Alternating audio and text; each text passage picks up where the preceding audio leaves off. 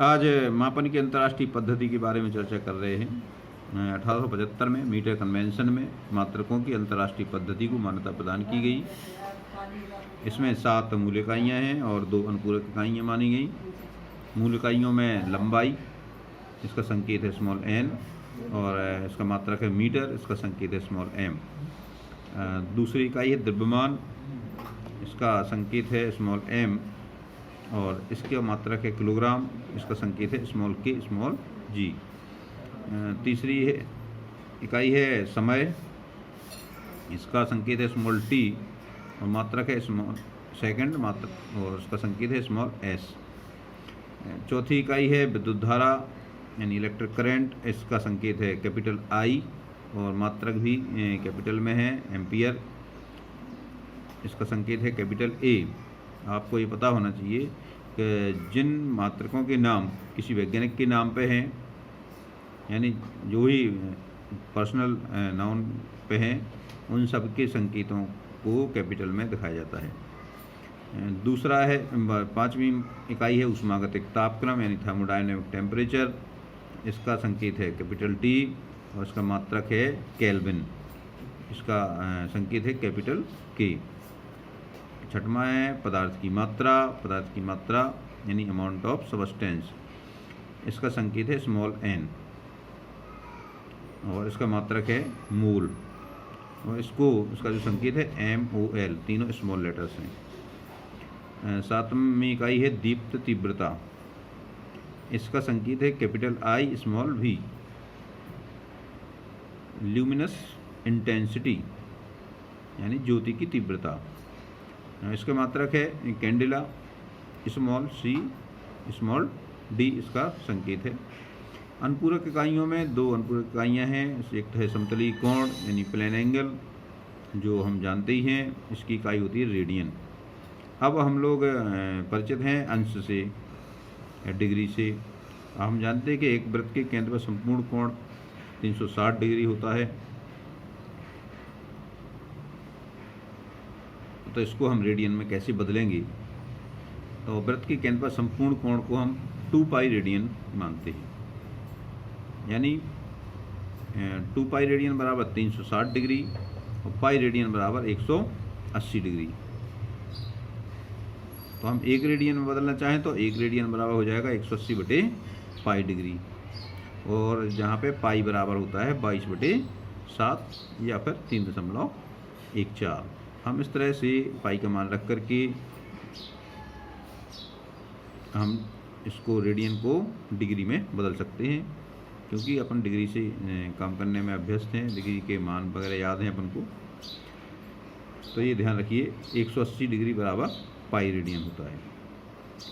अगला है घन कोण यानी सॉलिड एंगल, इसकी इकाई होती है स्टेरेडियन, इसको स्मॉल s स्मॉल r से दिखाते हैं, रेडियन को RAD से दिखाते हैं। तो घन कोण को समझने के लिए हमें समझना होगा कि गोले के केंद्र पर जो संपूर्ण कोण होता है वो 2 पाई स्टेरेडियन माना जाता है। ये तो हो गई इकाइयाँ। अब हम कुछ ऐसे मानक मात्रकों पर चर्चा करेंगे जिनका अपन दैनिक जीवन में उपयोग करते हैं, और भी मीट्रिक सिस्टम पूरे संसार में लागू है, तो हम छोटी इकाइयों को बड़ी इकाइयों में बदलते हैं। तो इसके लिए हम केवल मीटर का उदाहरण दे रहे हैं, बाकी यही जो प्रीफिक्स हैं सब में लगा सकते हैं। पहला देखिए, छोटी में ले अपन 1 मीटर को हम इकाई मानते हैं, तो 10 की घात ऋण 1 मीटर यानी 1 बटे 10 मीटर बराबर होता है 1 डेसीमीटर। ऐसे 10 की घात ऋण 2 यानी 1 बटे 100 बराबर 1 सेंटीमीटर। 10 की घात ऋण 3 माने 1 बटे 1000 बराबर 1 मिलीमीटर। और 10 की घात ऋण 6 माने 1 बटे 10 की घात 6 मीटर बराबर 1 माइक्रोमीटर। 10 की घात ऋण 9 मीटर बराबर 1 नैनोमीटर, इसका काफ़ी उपयोग होता है। 10 की घात ऋण 12 मीटर यानी 1 पिकोमीटर। 10 की घात ऋण 15 मीटर यानी 1 हेम्टोमीटर। 10 की घात ऋण 18 मीटर यानी 1 एटोमीटर। 10 की घात ऋण 21 मीटर बराबर 1 जेप्टोमीटर। 10 की घात ऋण 24 मीटर यानी 1 योक्टोमीटर। यहाँ पे ध्यान रखिए जितनी भी इकाइयाँ हैं इनके जो संकेत हैं सब स्मॉल लेटर्स में हैं। अब बड़े में लें 10 की घात 1 मीटर बराबर 1 डेकामीटर है, 10 की घात 2 मीटर बराबर 1 हेक्टोमीटर, 10 की घात 3 मीटर बराबर 1 किलोमीटर, 10 की घात 6 मीटर माने 1 मेगामीटर, 10 की घात 9 मीटर यानी 1 गीगामीटर, 10 की घात 12 मीटर यानी 1 टेरामीटर, 10 की घात 15 मीटर यानी 1 पेटामीटर, 10 की घात 18 मीटर यानी 1 एक्सामीटर, 10 की घात 21 मीटर यानी 1 जीटामीटर, 10 की घात 24 मीटर यानी 1 यूटामीटर। यहाँ पे आप मेगामीटर से नीचे आते हैं तो ये सारी इकाइयों के पहले अक्षर कैपिटल लेटर में हैं, इसको ध्यान रखिएगा। अब आते हैं व्युत्पन्न इकाइयों में। व्युत्पन्न इकाइयाँ ऐसी इकाइयाँ हैं जिनको मूल इकाइयों में गुणा भाग करके प्राप्त किया जाता है। ये भी आप लोग छोटी कक्षाओं में पढ़ चुके होंगे। क्षेत्रफल बराबर क्या होता है? लंबाई गुणा चौड़ाई होता है, यानी लंबाई की 2 बार गुणा होता है, इसलिए इसकी इकाई होगी वर्ग मीटर। आयतन में लंबाई का 3 बार गुणा होता है, इसकी इकाई होगी घन मीटर। घनत्व बराबर होता है द्रव्यमान बटे आयतन, यानी किलोग्राम बटे घन मीटर होता है जी।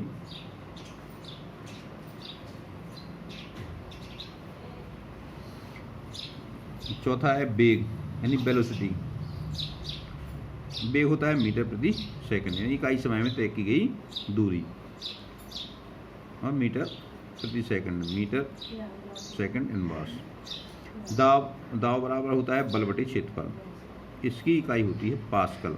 ऐसा इकाई पास्कल है। इसको अपन चेंज करना चाहें तो हम इतने न्यूटन प्रति वर्ग मीटर या किलोग्राम प्रति मीटर प्रति सेकंड स्क्वायर भी दर्शाते हैं। ऐसा एक मात्रक है आपका पास्कल। छठवां है बल। बल की इकाई है न्यूटन, और बल बराबर होता है मात्रा गुणे त्वरण। मात्रा अपन मान ले लें किलोग्राम, और त्वरण हो जाएगा मीटर प्रति सेकंड स्क्वायर। तो किलोग्राम मीटर सेकंड का प्रति सेकंड स्क्वायर या एस पे पावर -2 चढ़ा दो। सातवां है कार्य ऊर्जा। इन दोनों की इकाइयाँ समान होती हैं, तो कार्य बराबर होता है बल गुणे विस्थापन। तो इसकी इकाई, ऐसा इकाई है इसकी जूल, और इसको अपन अगर न्यूटन मीटर में बदलें तो न्यूटन गुणे मीटर। न्यूटन हो गया बल की इकाई, मीटर हो गई विस्थापन की इकाई। तो G बराबर N गुणे M। या अपन और विस्तार से इसको खोल के ले लें तो न्यूटन की इकाई होती है किलोग्राम मीटर प्रति सेकंड स्क्वायर। तो किलोग्राम मीटर प्रति सेकंड स्क्वायर में मीटर का गुणा कर देंगे तो ये किलोग्राम मीटर का स्क्वायर और प्रति सेकंड स्क्वायर हो जाएगा। आठवीं इकाई है आवृत्ति। आवृत्ति को हर्ट्ज में व्यक्त करते हैं। इसका जो संकेत है वो कैपिटल H स्मॉल z है, और इसको हम प्रति सेकंड में भी व्यक्त करते हैं, साइकिल प्रति सेकंड है। यानी ये किसकी आवृत्ति? तरंग की आवृत्ति है। यानी 1 सेकंड में जितनी तरंगें पूरी चल जाती है वो कहलाता है आवृत्ति। जैसे अपन किसी तरंग को ले लें तो एक तरंग इतनी होती है, मध्य स्थिति से ऊपर जाए और मध्य स्थिति से नीचे जाने में और फिर से मध्य स्थिति तक आने में एक तरंग पूरी हो जाती है। तो 1 सेकंड में जितनी तरंगें पूर्ण होती हैं वो उसकी आवृत्ति कहलाती है। इसको हम हर्ट्ज में या प्रति सेकंड में व्यक्त करते हैं। 9वीं इकाई है विद्युत आवेश, इलेक्ट्रिक चार्ज। और इलेक्ट्रिक चार्ज की SI पद्धति में मात्रक है इसका कूलाम। इसको हम एम्पियर सेकंड से भी व्यक्त करते हैं, A फॉर एम्पियर और S फॉर सेकंड, क्योंकि आवेश बराबर होता है धारा गुणे समय। या यूँ पढ़ लीजिए कि धारा क्या होती है? इकाई समय में प्रवाहित आवेश को हम धारा कहते हैं। तो धारा बराबर हो जाएगा आवेश बटे समय। 10वीं इकाई है त्वरण, एक्सेलरेशन। इसकी जो इकाई है मीटर प्रति सेकंड स्क्वायर है, यानी MS पावर -2। और त्वरण आप जानते ही हैं, इकाई समय में होने वाले वेग में परिवर्तन को त्वरण कहते हैं। 11वीं इकाई है विभवांतर, यानी पोटेंशियल डिफरेंस। इसको हम वोल्ट में व्यक्त करते हैं। विभव तो आप जानते ही होंगे, किसी एकांक धनावेश को अनंत से किसी बिंदु तक लाने में जो किया गया कार्य उस बिंदु पर विभव कहलाता है। इसको हम वोल्ट द्वारा व्यक्त करते हैं। इसको अन्य इकाइयों में लिखना है तो किलोग्राम मीटर स्क्वायर सेकंड की घात ऋण 3 प्रति एम्पियर, यानी एम्पियर की पावर -1, या इसको हम कार्य में व्यक्त करते हैं तो जूल प्रति एम्पियर प्रति सेकंड।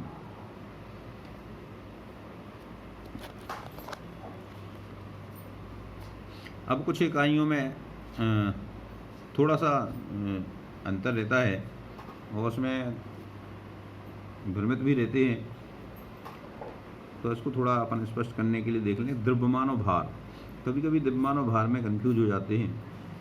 तो यहाँ आप समझ लीजिए कि द्रव्यमान वस्तु में उपस्थित द्रव्य की मात्रा है, जबकि भार वस्तु पर गुरुत्व के कारण लगने वाला बल है। इन दोनों में अंतर है।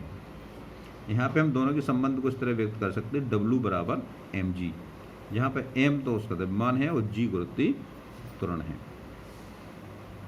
क्योंकि पृथ्वी पर एक स्थान से दूसरे स्थान पर जाने पे g के मान में परिवर्तन हो जाता है, इसलिए भार स्थान बदलने पे बदल जाता है, जबकि द्रव्यमान सभी जगह एक जैसा रहता है।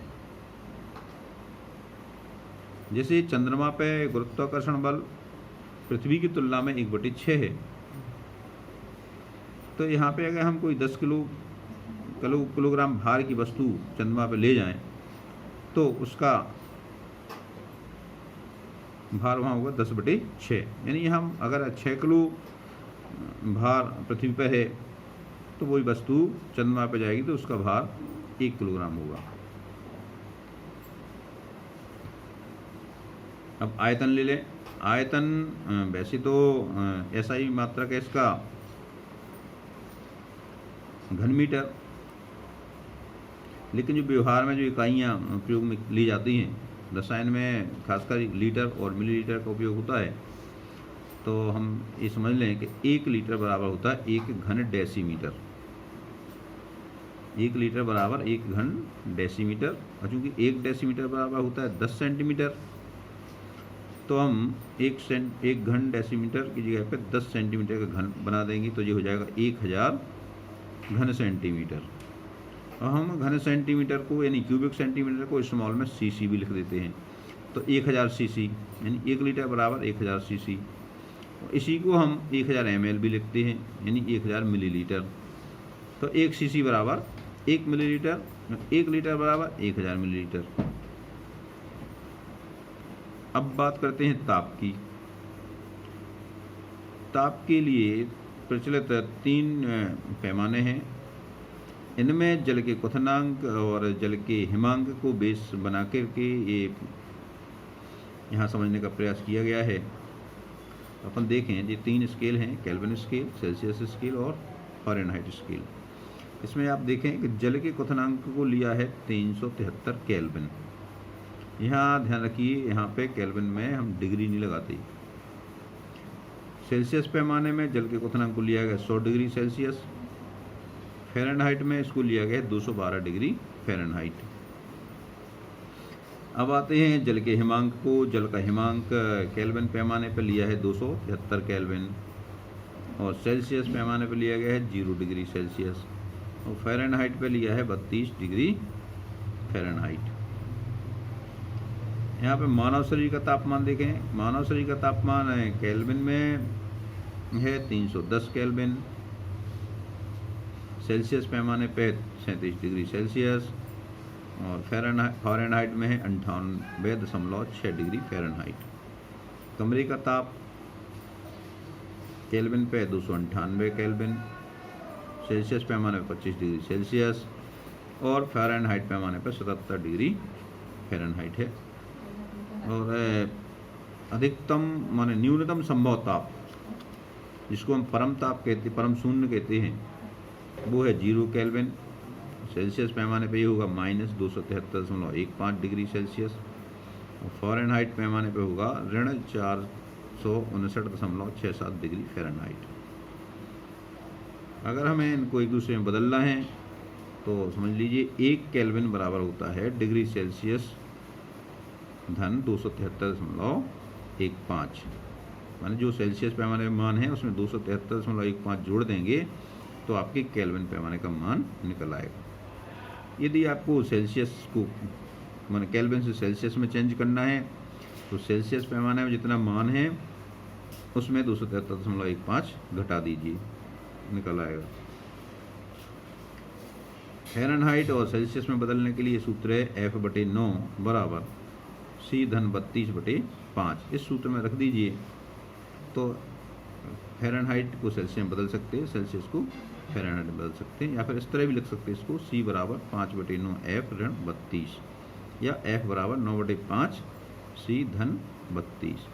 इन सूत्रों की सहायता से हम इसको बदल सकते हैं। बाकी इनके उदाहरण करके देख लीजिए। यदि कोई समस्या आती है तो संपर्क कर सकते हैं।